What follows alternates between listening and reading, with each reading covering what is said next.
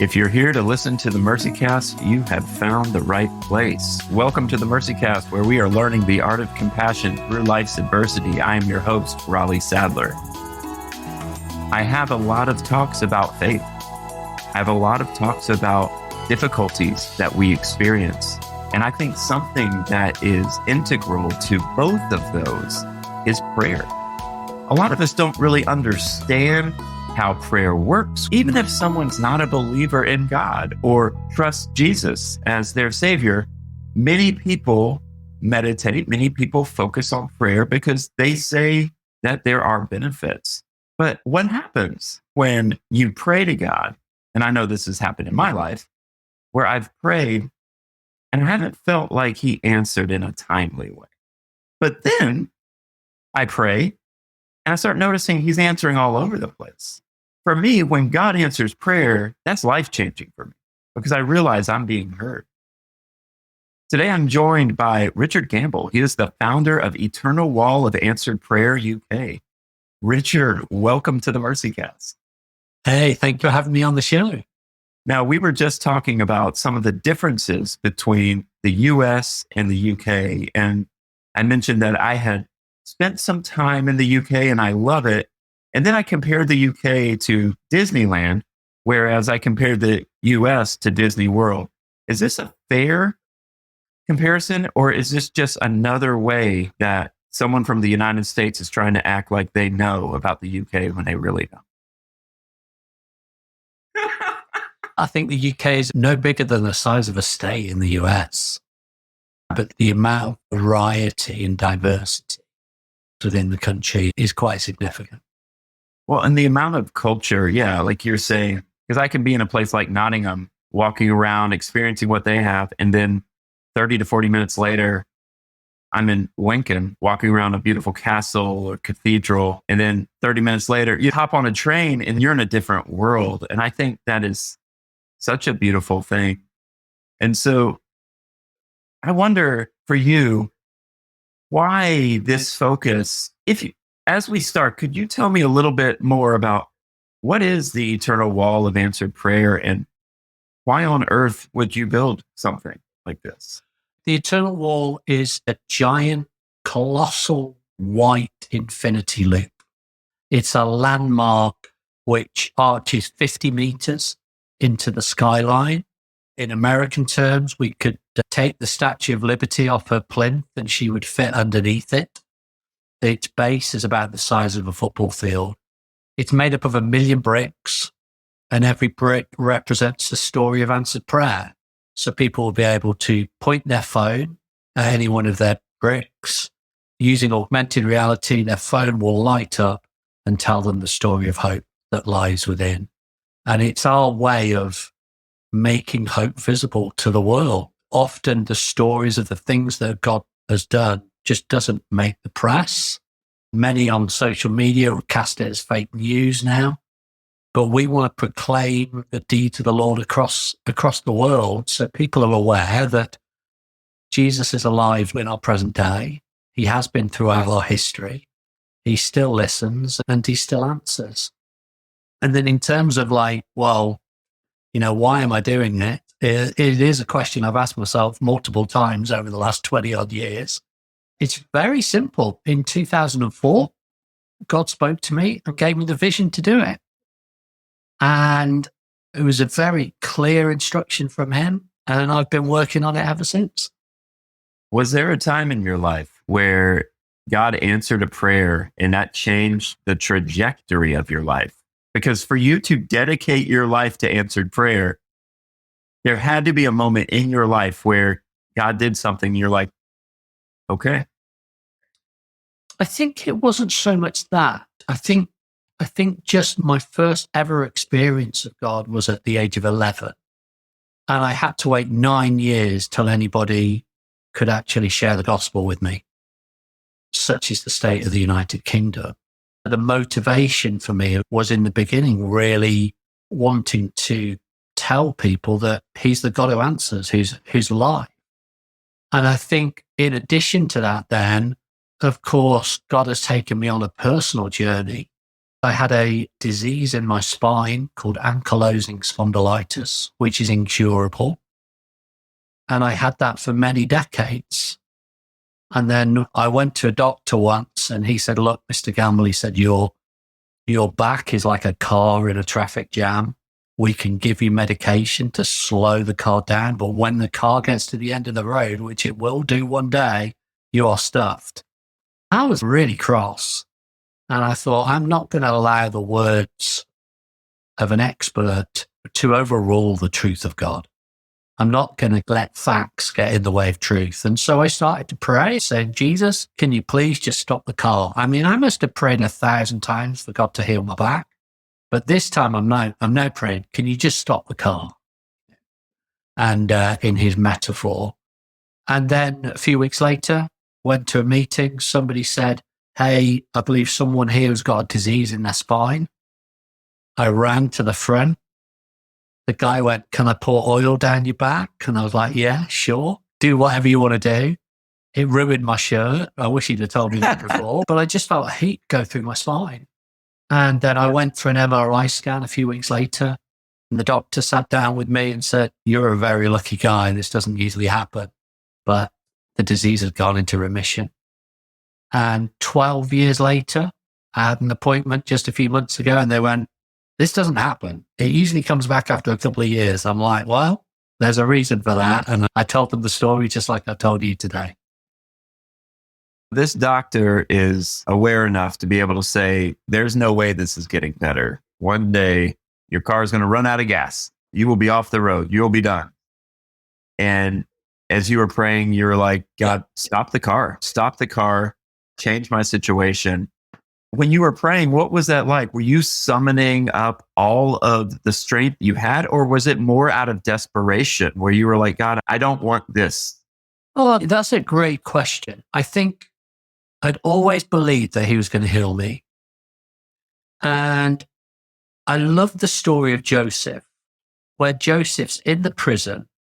He's in his darkest days. He's been accused of all sorts of stuff. He's been forgotten in prison. And then somebody says, I've got a dream. And Joseph doesn't go, oh, do you know what? I used to believe in dreams, but it's all gone. He just goes, yeah, I can interpret dreams, which tells me that he's still believing in the dream that God spoke to him many decades before. And that story has always inspired me. So I was like, okay, I am going to believe that one day I'm going to celebrate the fact that God has healed me. And I just held on to that. So when that prayer came, I think it came off the back of almost righteous indignation that somebody would speak those words over my life. It was almost like an angry prayer, but it was different. It was like really core and heartfelt rather than going through the motions sort of prayer. It was really from my inmost being.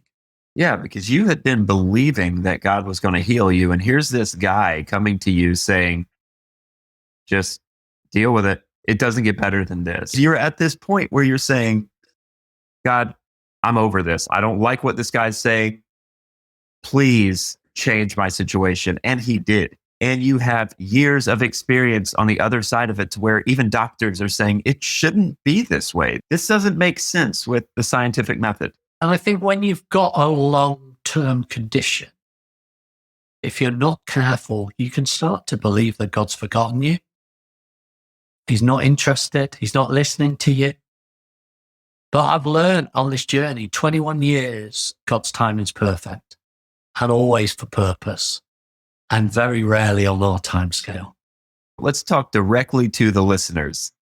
So if you're listening to this podcast and you're driving or you're sitting in your office or wherever you are, Richard, how would you challenge those of us who are listening who we've sat with something for a while?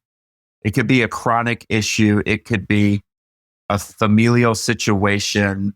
It could be something that's just out of our control and it's been out of our control for years. And we're almost scared to have faith that God will change it. I would say he doesn't sit idly by. For those who he loves, if you've given your life to him, he loves you. There's no doubt. He can't change. We know that from his word. He doesn't sit idly by. He doesn't forget. He doesn't move on. He doesn't change his mind. He's for you. Sometimes we sit in the midst of that storm, not knowing how our situation can fit in the jigsaw of he's the God who never changed. He's the God who has no favorites. He's the God who provides. He's the God who loves. And how does my situation fit in that jigsaw puzzle right now? But I just want to encourage you to hold on, because God's for you and he's with you. And in his great master plan, there'll be a day when you understand. Because so many of us are feeling isolated and scared. And we want more than anything to believe that God is exactly what you said, that he's with you, that he's for you. And I think that is what the scriptures say. But when your feelings get stirred up and you feel like you have no hope, it can be hard to believe that in the moment. And it can, and if you don't mind me interrupting, it can. No, please. But this is why we're doing what we're doing, because one of the most powerful things is to share testimony. So let me give you an example. I had a guy who was working, a supplier working for us. He contacted me and said, "Hey, Reg, I've been hiding this for a number of years, but I am suffering from chronic fatigue syndrome. I can't do this anymore. I'm done. I'm out." And so I went to our database of answered prayers and I sent him loads of stories of people who'd had chronic fatigue syndrome and God had healed them. 6 months later, he emailed me and he said, "Rich, thank you so much for the stories. I keep reading them. I keep praying. If you can do it for them, do it for me, God. You've got no favorites." And he goes, "I just want to let you know that I'm returning to work and God has healed me." I think the testimony changes the spiritual atmosphere for it to happen again. The testimony of what God done, we know in Revelation says they overcame by the blood of the Lamb and the word of their testimony. It encourages the reader, it stirs the faith of the hearer to go, wait a second, I just need to recalibrate my mind, recalibrate my spirit, that regardless of my circumstances, these things are true and I'm going to hold on to the truth. I bet you have countless stories of that where you've helped people refocus on who God is for them. He is the God who doesn't sit idly by. He is the God who is active. He is the God who wants us to share with him, not because he needs to know about it. He already knows about it, but he wants us to know that he knows so that we are free to go to him with any concern. And I love that you were able to go into the database and give him several stories of how God had done this. And then that challenged his faith. That sounds like what you're doing with the wall is you have all of these answered prayers to point people to a God who answers prayers. Correct. And so let's fast forward. We're going to open, we start building in the next few weeks. We're going to open in 2027. And here's the really exciting stat. National landmarks, iconic landmarks, get massive exposure. Christ the Redeemer in Rio de Janeiro gets over 30 million Google searches per year. We're building something that's going to last a minimum of 120 years. That experience that we've just shared, that little story about chronic fatigue syndrome, is going to be replicated 30 million times a year across the world. That is why we're building an eternal wall, so that we can proclaim the deeds of the Lord and inspire faith in every country in the world. Because even in this conversation, hearing about answered prayer, my faith is activated. I feel challenged. I'm thinking back to times where I've seen God answer my prayers very clearly, to where it couldn't have been anything else but God. This is really exciting. And so this is going to be a structure. You brought up Christ the Redeemer in Brazil. This is a structure of almost similar importance, you would say. Yeah, 100%. I mean, if you Google Christ the Redeemer, it doesn't tell you anything about Jesus. It tells you about a French bloke who built it. It tells you about it representing Brazil's openness to all people who visit. When you Google eternal wall, it's going to tell you that there's more than 1 million answered prayers of people who prayed to Jesus. And what are you going to do? I think you're going to do one or two things. You're going to type in the place where you live and go, hey, I wonder if he's answered any prayers for where I live. And that's why we're collecting stories from all over the world. You're going to type in whatever storm or situation you're currently going through. And then you're going to find people who've been in the same situation as you, who've called on the God who answers. And so you can do this right now. You can go onto the database and start searching. We're not releasing the database till we open. Okay. What we're doing at the moment is we're asking people to go onto eternalwall.org.uk and share their stories with us. We've got a piece of work to do to get it all in order and into the database and do some of the technology. On our first day that we open, we will release that database of answer prayer stories to the world. In Deuteronomy, it says, don't forget the things that your eyes have seen. Don't let it fade from your memory or from your heart, and make sure you pass on what you've seen to your children and your children's children. Well, here's the incredible thing. For any one of your listeners who want to share their story with us, somebody's going to be reading that story in 2089. Somebody's going to be reading that story in 2145. And they're going to be finding the God who answers through your story. I mean, what a gig that is. The most sad thing I've ever heard a Christian tell me is, I don't have a testimony. That couldn't be further from the truth. If you have trusted in Jesus Christ, you have a testimony. You've gone from death to life. That is a big thing. Resurrection is a big thing. And there are so many moments that we see God answer prayer, and it might be little, it might be big, and we're like, wow. But we just kind of shelve it away and we forget about it. This focus of this conversation has been on prayer and testimony. And I do believe those two go together, even with the scripture you just pointed to. It is important that we share these stories, not just for us, but for other people. And I love how you all have tapped into that. This is not just about, we're going to build 1 million brick sculpture. It's not a sculpture, but I don't even know how to describe it. Monolith, just large. How would I describe that? Sculpture is good. Is sculpture good? It's a public art.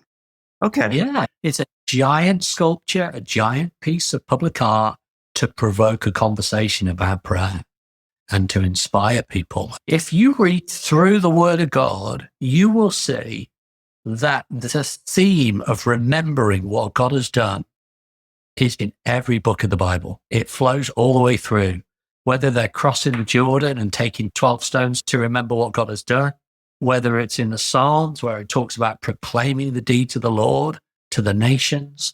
It flows all the way through the Bible. It's an incredible thread. And why? Because in the world we live in, we have to recalibrate our minds to the truth of who God is, and testimony helps us to do that. I talk to people about resiliency and how we can continue in the work that God has called us to do. Some people will say things like, you got to have a good work-life balance or manage your self-care. But I like talking about it in terms of resiliency. With resiliency, there are rhythms. There's rhythms of rest where you get away. You rest daily, weekly, monthly, annually. You're consistently focusing on ways to kind of get out of the rat race and take a pause. But then there's rhythms of relationship where you have people tending to you, you're tending to people, you're interacting with people, and you have steady rhythms of that. And if we get out of rhythm, it makes things a little difficult for us, makes things a little choppy. But one of the things that can be left out is this rhythm of remembrance of, how do I keep coming back to who God is for me? And we see that, like, I love how you said that. It's all over the Bible, but we see that especially in the feasts that Jesus and the disciples would go to. Every feast was about a particular moment of God's faithfulness. And so here are these people, they're resting, they're coming together in relationship, and they're remembering who God is. In all of these traditions, we can often poo-poo traditions. We can say, we don't need that. We just need Jesus. And anytime I hear someone say we just need Jesus, I'm a little suspect. But I do believe that Jesus is, in a sense, all we need. But I think Jesus gives us these ways of connecting to him and our neighbor. Yeah. And, Yeah. and I think that tradition's important. Tell me a little bit more about that. I've learned in this journey that the rhythm of God in my life is my responsibility. The timing of God in my life is his responsibility. And if I try and push out the timing or pull forward the timing, I get out of rhythm. But if I just focus on the rhythm of God in my life, I can pretty much take on anything. I can be quite robust and resilient. And the rhythms of remembrance are critical for me. So listen, 21 years ago, I went, hey, I've had this idea. The reality is I'm not an architect. I'm not an engineer. I'm banned from DIY in my house. I don't even know how to purpose. And yet I go, well, don't really matter about that because God's with us and God's told me to do it. So it'll be okay. And you come across times when you're faced with impossibility. The facts just cause your heart to fear and freak out and think, oh my word, this is not going to happen. What I do in those moments is I remember what God has done to get me to this spot. So let me just share with you, if I may, one story of I know God's hand in this. I presented this concept to Parliament in 2015, and I was asked a question in that meeting by a member of Parliament who said, hey, this is a great vision, but how are you going to fund this? And I said, well, I've got a really big funder behind me. For those of you listening, you'll know I meant the one who owns 1,000 cattle on 1,000 hills. And I was just very glad that they didn't go up with the follow-up question of who that funder was. But I realized at that point I needed land. My wife and I were invited to a conference in California. Nobody knew who we were or what we were doing. While we were at that conference, a lady came up to us and said, I believe I've got a word from God for you. God wants to tell you he's got some heavenly land for you, which for me is really cool. I've traveled halfway across the planet and God's speaking to me for somebody who has no knowledge. So I then go back to my team and said, hey, this is really good news. God's told us he's got some land. And one of my team said, well, I'll just ask him where it is. That'll save us a lot of time. So she goes away and prays. And then she sends me a Google map. And on the map, she just circles the Google map and says, this is where it's going to be. What she doesn't know is 2 days before, the person who owned that land had emailed me and asked to meet with me. So I then meet with this guy, tell him everything that I'm doing, and tell him, hey, listen, God spoke to me in 2004. And at the end of the meeting, he says, well, actually, God spoke to me the same vision in 2003. How incredible is that? So he goes away, prays, says, I'm going to give you some land. I don't tell him which land is circled because I don't want to manipulate the situation. And he gives me a different piece of land. And I'm like, well, that's great. He's just given me £1 million piece of land. I'm going to rejoice. My lady who's praying is going, it's the wrong piece of land. I'm like, shut up. We've got some free land, you know. And after 6 months, he phones me up, says, I can't give you that land. Gives me another piece. Another 6 months goes past. Then he phones up and says, I'm really sorry. I can't give you that land. And then his father says, stop messing that guy about. Give him the best piece of land. He pays an architect to look at all the land he owns in the United Kingdom. And the architect comes back with the piece the woman had circled. Now, that is like a gobsmacking story, isn't it? Why would God do that if he wasn't in this vision? What I do is, in my rhythm, there are times when I remind myself of that story. And I've got a whole catalogue of those stories and go, hey, I know it doesn't feel like God's going to do this right now, but here's his track record. He's overcome the impossible for us multiple times. We're going to do it again. I was recently given a prayer journal that had places where you can write your prayers and then places where you can write the answered prayer. Beautiful. And that's what we're talking about today. When you write down and you say, this prayer was answered, you have put that down. It's out there now and you can return to it. You can be reminded of it. And God has got a habit of answering prayers. What I was told early on in my faith journey was sometimes God says no. Sometimes he says yes. Sometimes it's a wait and see. Have you seen this in your own life as well? Yeah, 100%. What we don't want to do on Eternal Wall is show all the stories where he says yes immediately. We want the whole range. We want stories where he says no.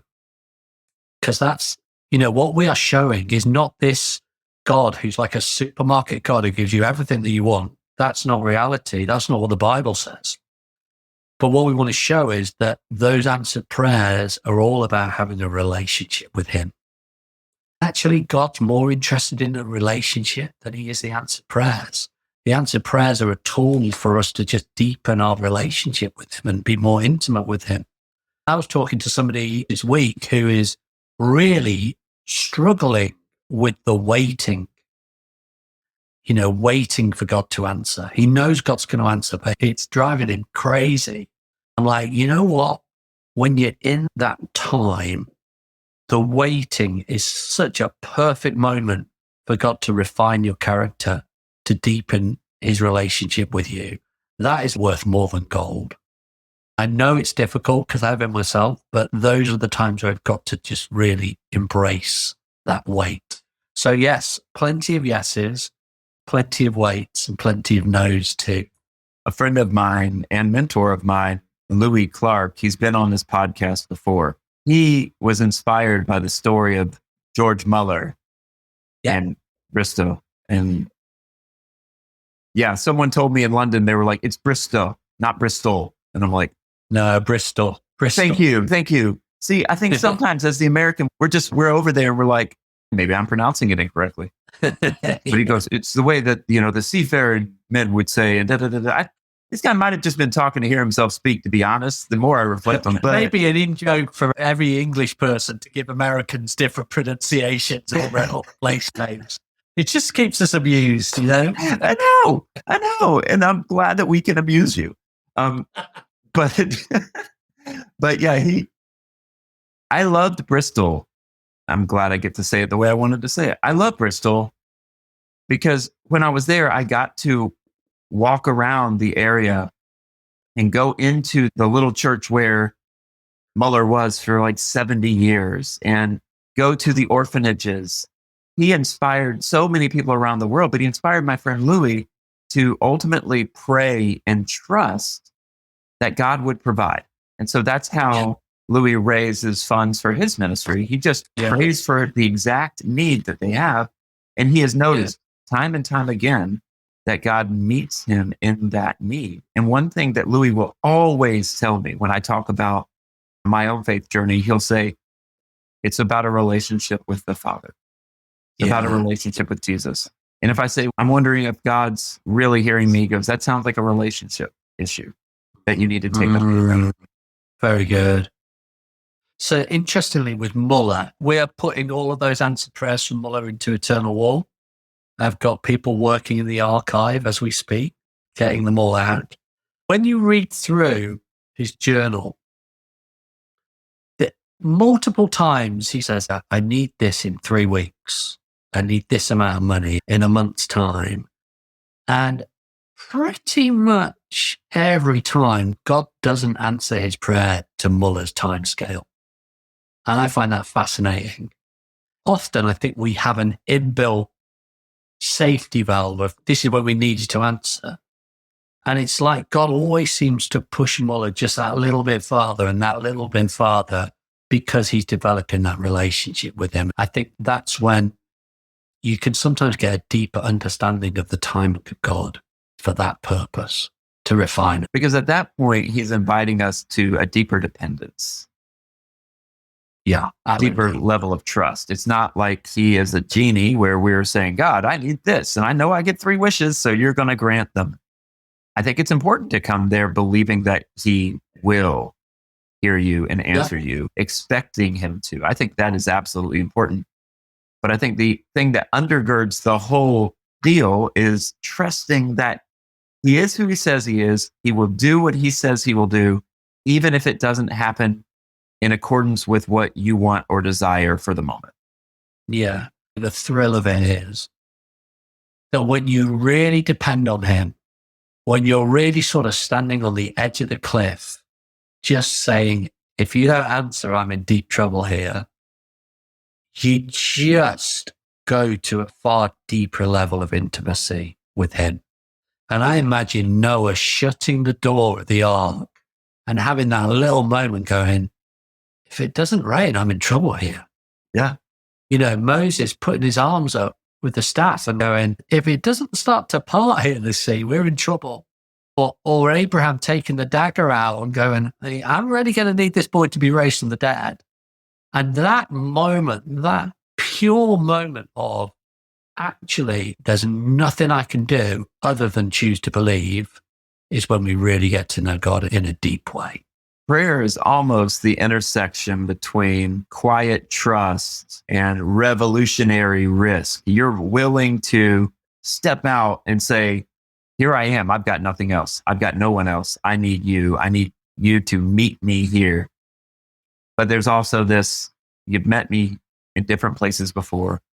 I trust you and I'm here. Yeah.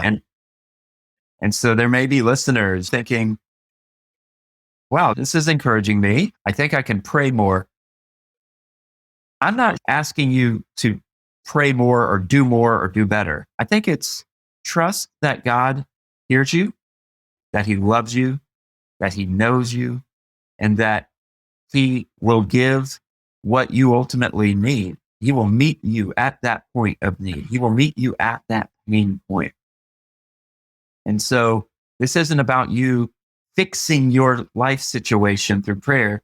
It's about going to the person who is the only person in the universe who can fix what's going on with you, who can heal you, who can change you, the one who brings resurrection. Richard, how would you challenge us in these last moments to lean on this relationship through prayer? Well, I'd like to paint a picture if I can, because I think it's all about choice. So if you imagine some people fighting on the front line. So imagine a picture. There they are fighting on the front line. They look dirty. They look sweaty. They look stressed. And then behind them, the dirt starts to change to a white carpet. And there's a white sofa at the back of the picture. And there are a family sitting there eating their popcorn and watching it all happen. And my question is, choose. You can choose a comfortable life, sitting, eating your popcorn, watching the world go by.